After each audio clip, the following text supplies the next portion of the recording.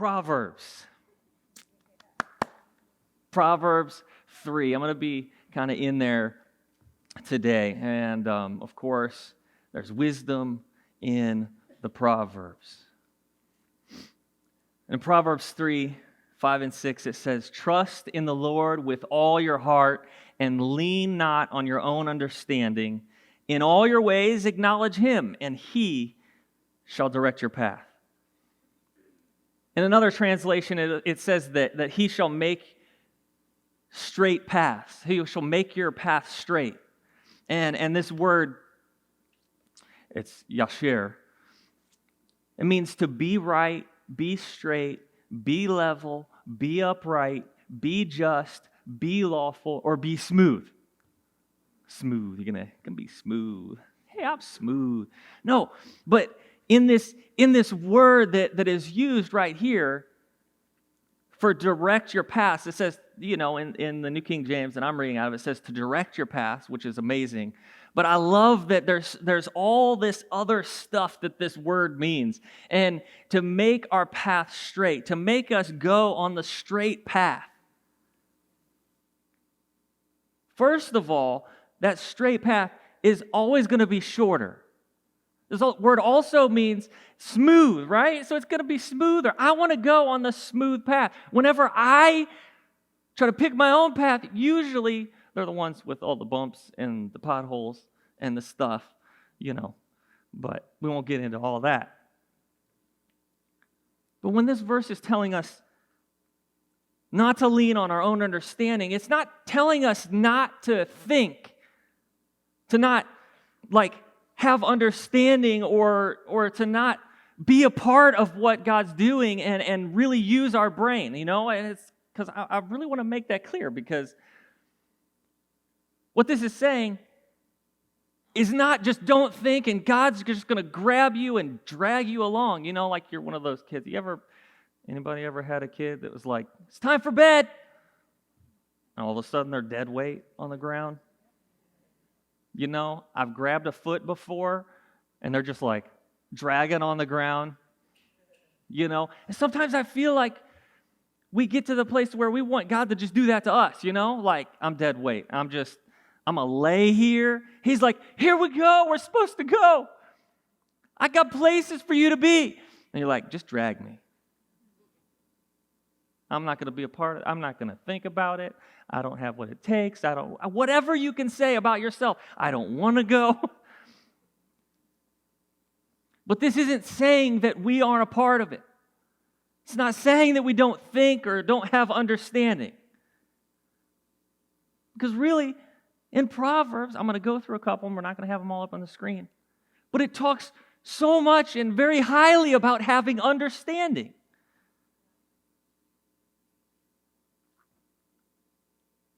It says, "Incline your hearts to understanding.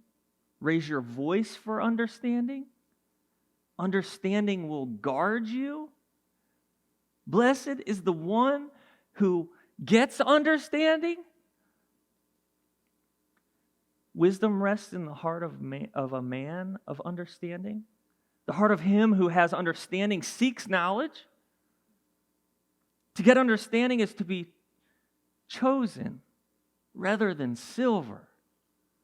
Rather than money. Rather than silver, would you rather choose understanding or a silver bar? Some people like silver bar right here. Just give me that. Give me a little bit of money. But really, if we understand what understanding is, if we realize how it helps us and guides us, it should always be chosen rather than a little bit of money.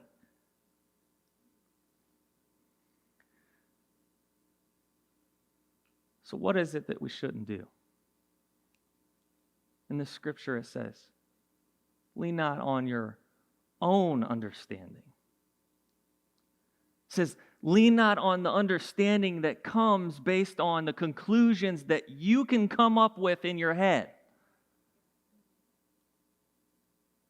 Don't think that your understanding is the understanding. Don't think that the understanding that you have is so much better. Well, much less God, but then even everybody else around you. I can't receive correction. I can't receive any kind of advice because I know what's going on and I have all the understanding. I don't know how many times I've seen that. It's none of you guys, by the way, so it's good.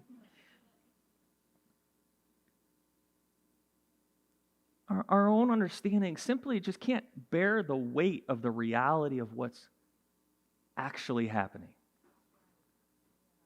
And to put this in a little bit of perspective, just bring it right here down to earth, I could pick out, well, basically every single one of us.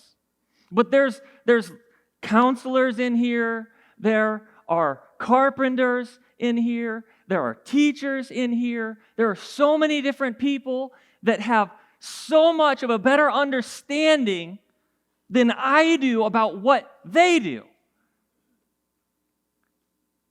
So if I wanted to step into their world, if I wanted to take a chance and step into their world, I can maybe fake it till I make it, which rarely works out, by the way. But I can step in there and try to do something. Hey, I'm a counselor now. Hey, I'm a carpenter now. And I've been in those places before. I've worked with, carpenters.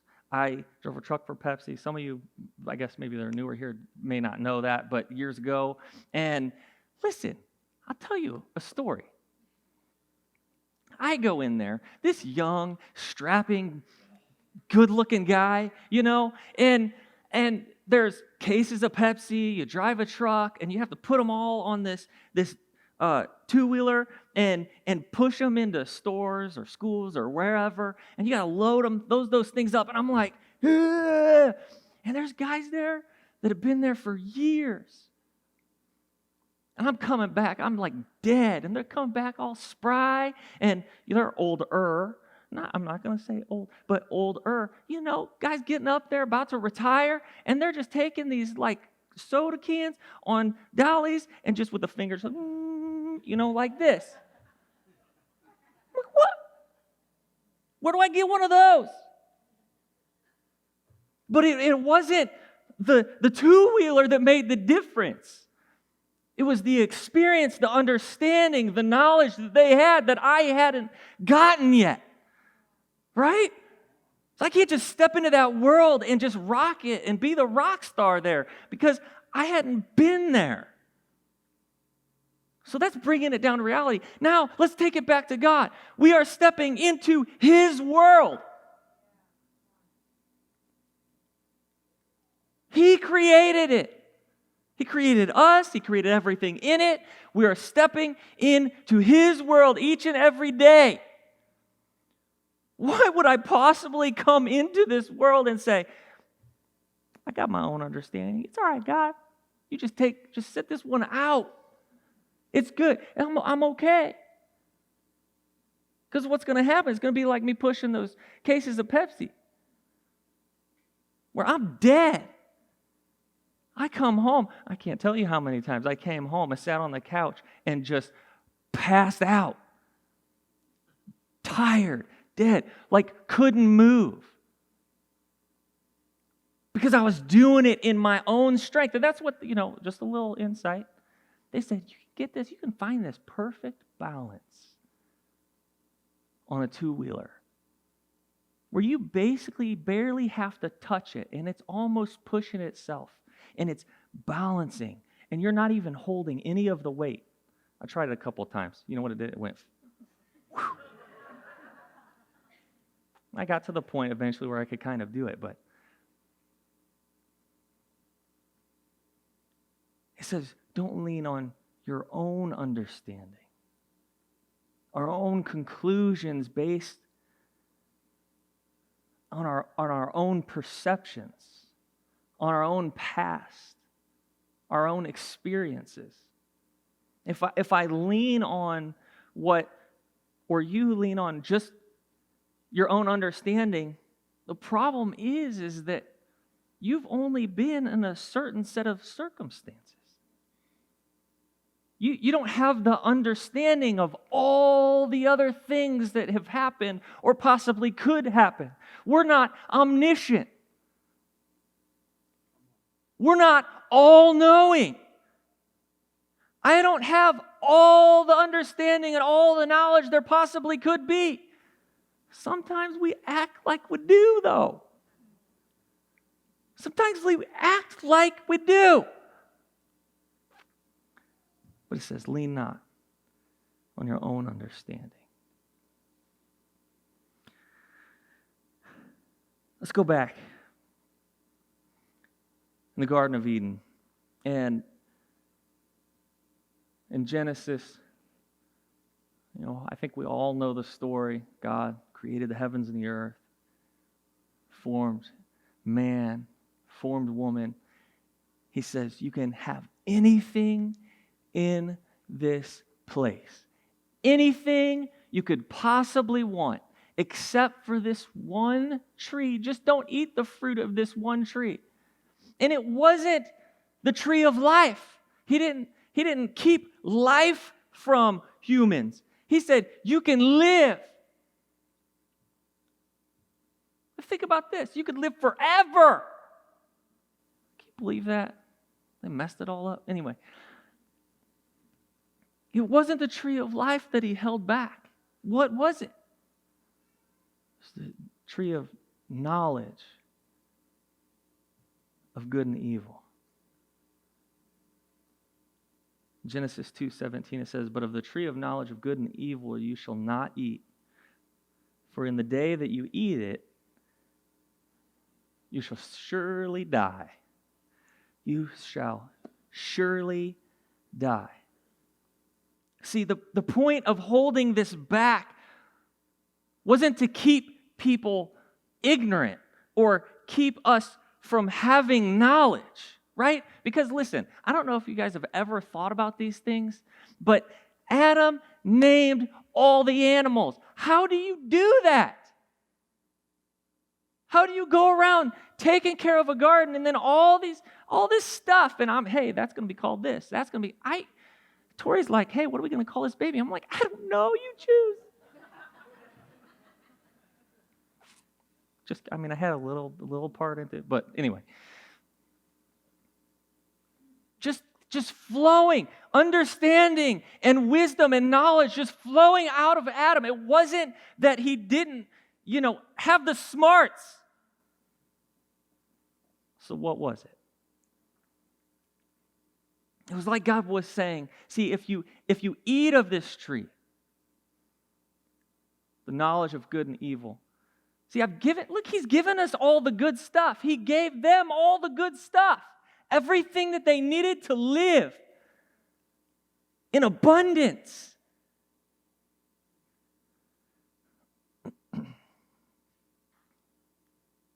But God was saying, if you eat of this tree, basically you're saying, I want to be as smart or smarter than you. I want to have all the understanding that God has.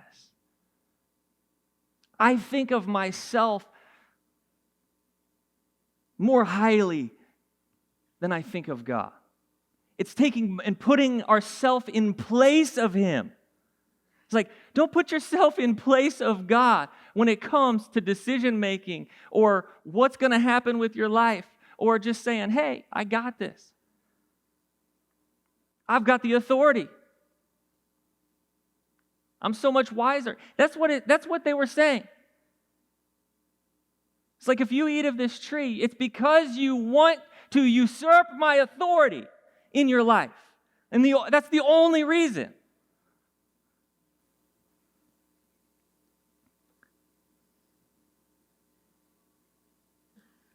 And what did the serpent say? He says, your eyes will be open and you will be like God, knowing good from evil. What was it about? It was about having our own understanding. The first sin, the first thing was about getting and leaning on our own understanding.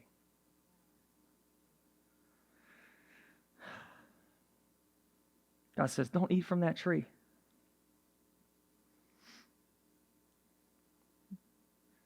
Because it's not about just knowing things, it's about rejecting. Rejecting my wisdom, rejecting my authority, rejecting my understanding. Listen, whose understanding should we trust? Like, I have the understanding of the life that I've lived. Jack and Sherry, they have amazing wisdom and understanding, but it's still limited. Sorry. you know, my dad, anybody that I look up to, I can say they have so much more wisdom and understanding than I have. And I know that, but it's still limited. Because each one of us only have what we've received. But God, what is the depth of His understanding? What's the depth of His wisdom? Could we even measure it? No, we can't, by the way, if you wanted to know the answer. So God's saying, don't try to do it alone. Allow me to be there with you. He's saying, do you trust me? That's what that tree was about. Do you trust me? To make wise decisions. To have the authority in what is going on in your life and around your life. Do you put your trust in me and allow me to give you that guidance and that understanding? Can you keep trusting me as your Father? That's what He's saying.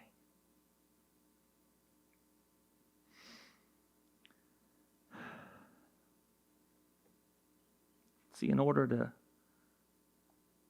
really do this on our own, to really have that understanding and really do this like God, we have to have the ability to completely comprehend all possible options, all contingencies, everything that's possibly going to happen. And you're like, I'm so good at that. I can do it, but we can't. We can't do that. We have to be righteous and have the wisdom to choose the right way. And I could say, I feel like I'm a good and wise guy. I'm not a wise guy. But I make good decisions. And I've been told that I have wisdom. But in reality, if I think about that, what are the limits on that? Which, the wisdom that I have, it might be like this big. I don't know. The understanding that I have. But if we measure it up to God, it might look this big. Hey, look at this wisdom that I have. But you know what? If you do like a comparison, you ever seen those comparisons? And, man, some guys put these big old tires and wheels. I want to do it so bad to my truck, my car. Look real big. It's like, that's the biggest truck on the road. And then you see these, I've never seen one in real life because they're in these crazy rock quarries, but then you see these trucks that the wheel and the tire is bigger like than a house, and then all of a sudden you're like, what is my puny little truck? It looks big, it looks great, it looks like it can do anything, but when it's compared to something that actually can crush it without even knowing it crushed it, it puts things into perspective. And that's what I want, our perspective of God. It's not even like comparing it to something that can be created on this earth. That comparison that I made doesn't even do it justice. But when I compare my understanding, when we compare our understanding to God's understanding, it's just like, It's not, get a microscope out. We might be able to see it. Maybe. But compared to his, it is nothing.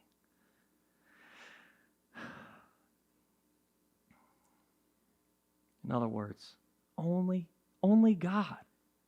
Only God can handle these things. Only He can understand how to navigate these crazy things in life that we have to deal with. Only He can understand because He sees it all.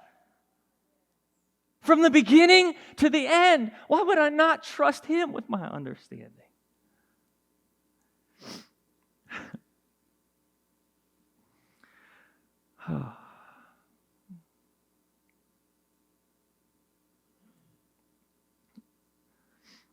So many of the things that cause us the most difficulty, the most anxiety, and the stress in our lives are because we're leaning on our own understanding.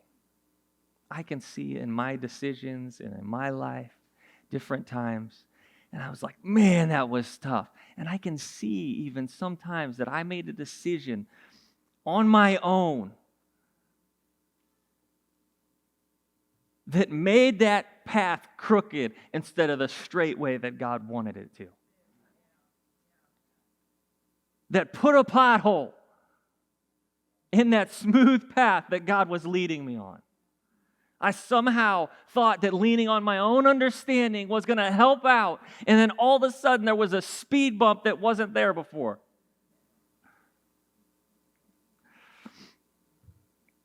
See, He wants to relieve our anxiety. He wants to take away our fear. That doubt says, don't lean on your own understanding.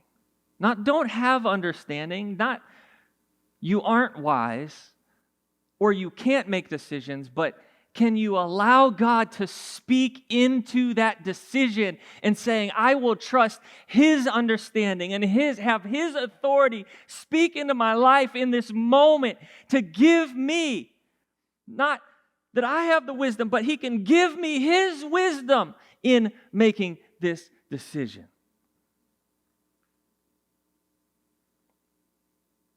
How many of us would just love to stand on His authority instead of our own in making a decision? I mean, you can raise your hand if you want. I'll raise it. It's so much easier.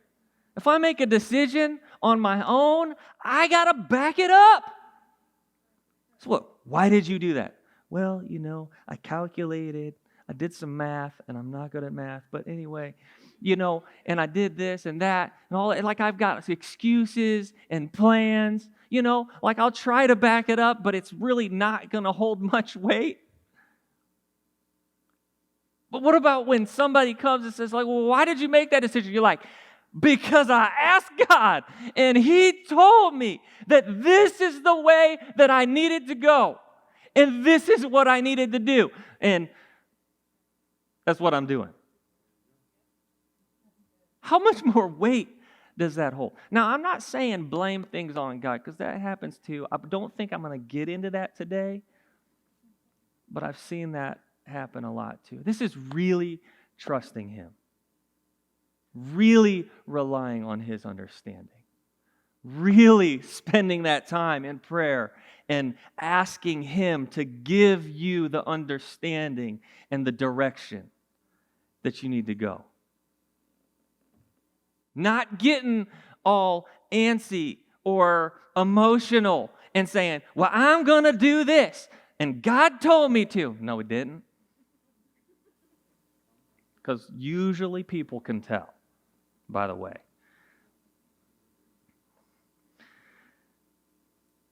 2 Corinthians 6:10, it says, as sorrowful, yet always rejoicing, as poor, yet making many rich, as having nothing, and yet possessing all things. Allowing Him to direct our paths. In this scripture, it tells us, like, in these moments, it might seem like things are tough. It might seem like we've lost everything in some moments. I know we've had those moments. It might feel like things aren't working out. But can we trust God and say, God, I'm not going to do it on my own. God, I'm not going to make the decisions on my own or for myself. I'm going to trust you. I'm going to ask you what I need to do. And it might look like there's nothing here, but I know when I trust you, you have everything that I need, that you will provide for me. You'll give me the direction. Right? Like it says. Maybe there's some sorrow right now, but I will always be rejoicing. It might look like I'm poor right now, but yet He's making many rich. He's making us rich in His grace, in His love, and leading us to the place that we need to be. And I can have nothing. I mean, looks like nothing's here, but I possess everything. But possessing everything. How?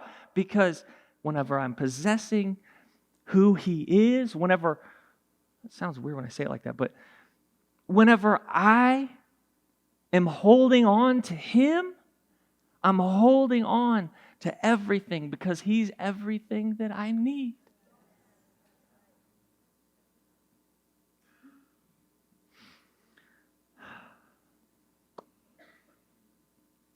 If we go to Proverbs 3, 7 and 8, it's so interesting because 5 and 6, right? It says, let me read it one more time before I read this one. Trust in the Lord with all your heart and lean not on your own understanding. In all your ways acknowledge Him and He shall direct your path. And then in 7 and 8, it says, do not be wise in your own eyes. Fear the Lord and depart from evil. It will be health to your flesh and strength to your bones. It's so interesting. It's saying kind of the same thing, but it's giving you a different perspective on it. It's like turning this thing around and saying, look, this is exactly the same thing, but it's another way to look at it. Don't be wise in your own eyes. Don't be a wise guy. Don't be a wise guy. Don't be a wise girl. Don't be a wise kid. Don't be wise in your own. Don't look at yourself and think, man, I got this all together. And look what I can do. Look at the great decisions that I can make. Don't be wise in your own eyes. Fear the Lord and depart from evil. Fear the Lord and depart from evil. We talked about the fear of the Lord.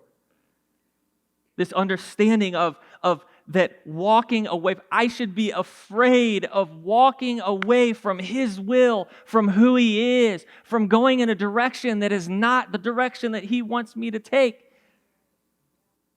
Not that I'm scared of Him, I'm scared of being away from Him. I'm afraid to not go with Him.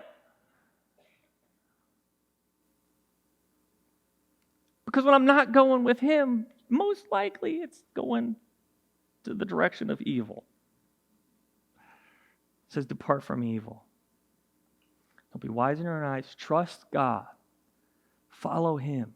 What will it do? It'll be health to your flesh and strength to your bones. It'll be like a healing balm just wrapped around you that it's just, like, I don't do it that often, but it's like, when you put that lotion on and it makes your skin feel all good and soft and you're like, ooh, look at that,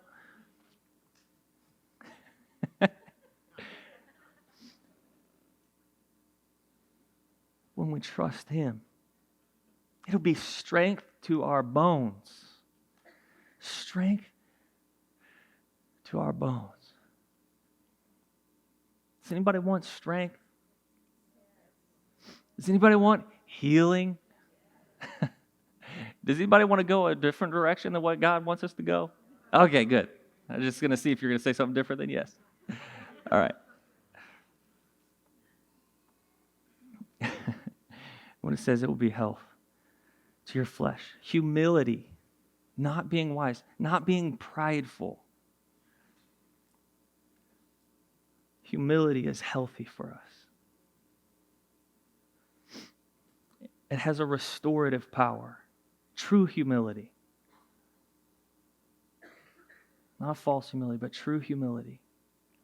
Understanding that we need God. That we need Him to help us make these decisions. That we need Him to get where we're supposed to be going. That He's the one that makes these paths straight. That He's the one that gets us there. Really, He's given us the strength to even walk it, to do it. The strength in our bones is given by Him. Without Him, I can't even walk. We can't even move.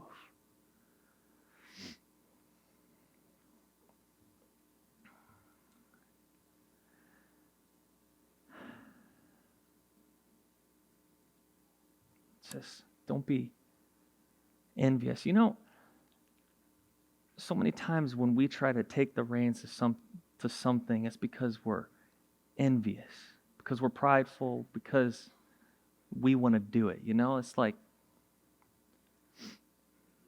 when you're a kid, somebody else has the toy, or somebody else always gets to be the leader. It doesn't really work out so well when you're kids, when they always get to be the leader. It's like, I want to be the leader this time. But God says, I want you. I want you to trust me. I want you to allow me to lead you.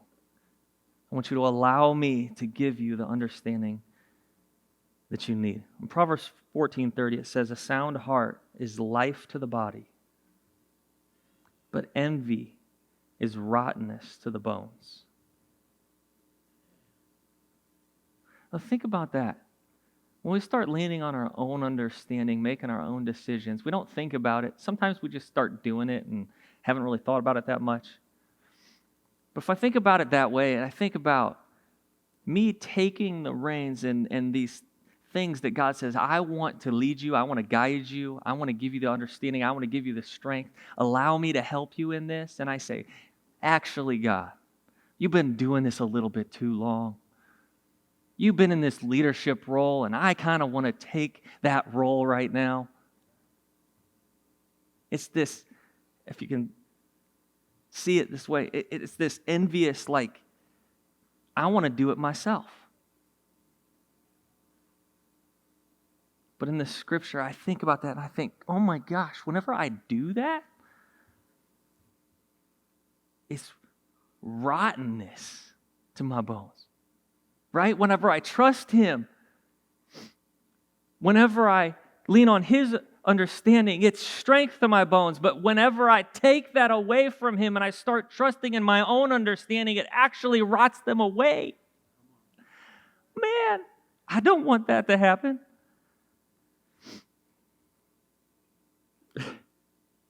In Proverbs 3, verse 1, and I'll end with this. Back up at the beginning. It says, my son, do not forget my law, but let your heart keep my commands. For length of days and long life and peace they will add to you. Length of days, long life, and peace. That's what all of us want. Whenever we're trying to make these decisions ourselves, really when we're doing it, it's because that's what we want.